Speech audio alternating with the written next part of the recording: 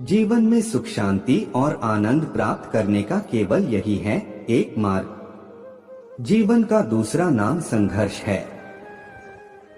जीवन में परेशानियां स्वाभाविक हैं। दुख के गहन अंधकार के बाद ही सुख का सूरज निकलता है। जीवन में सुख दुख लगे ही रहते हैं, इसलिए किसी भी परिस्थिति में घबराने की जरूरत नहीं है।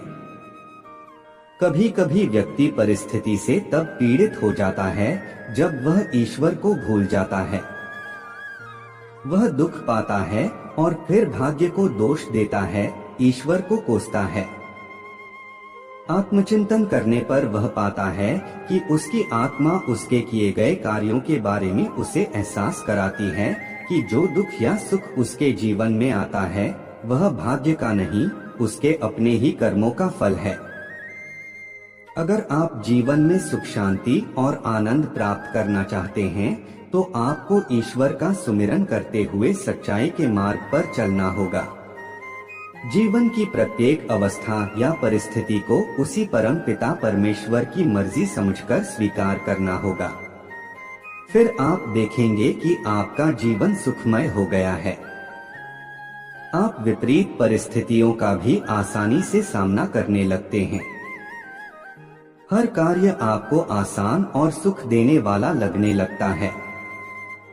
नीति शास्त्र में कहा गया है कि दुख को भी सुख के रूप में देखने की दृष्टि ही एक सामान्य व्यक्ति को विशिष्ट बना देती है। कभी उदित होते सूर्य को देखिएगा, फिर देखिएगा कि उसमें अस्त होते समय कोई अंतर होता है क्या? नहीं ना, उसका मुखमंडल दोनों स्थितियों में दिव्य लालिमा से चमक रहा होता है।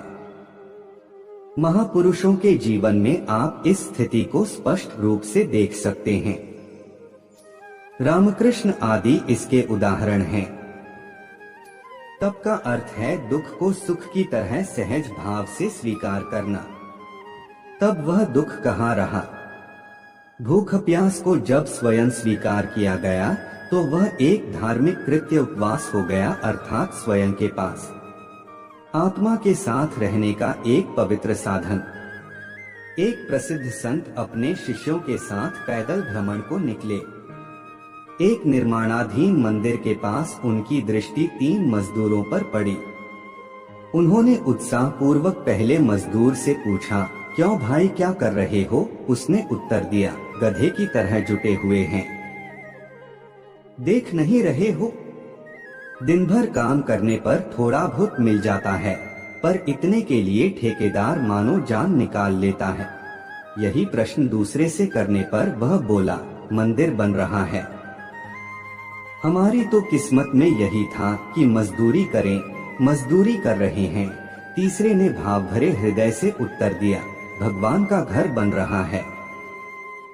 मुझे तो बड़ी प्रसन्नता है कि मेरे पसीने की कुछ बूंदें भी इसमें लग रही हैं। जो भी मिलता है उसी में मुझे खुशी है। गुजारा भी चल जाता है और प्रभु का काम भी हुआ जा रहा है। संत ने शिष्यों से कहा, यह अंतर है तीनों के काम करने के ढंग में।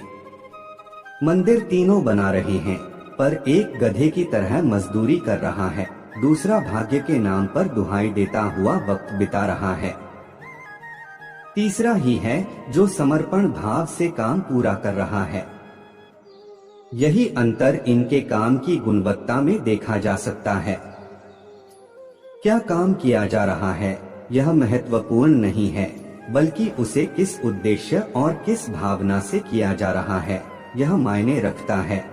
हर काम को आप खुशी से करोगे तो खुशी मिलेगा, अन्यथा दुखी ही रह जाओगे। वीडियो को अच्छा लगा तो लाइक, कमेंट, शेयर और चैनल को सब्सक्राइब करें।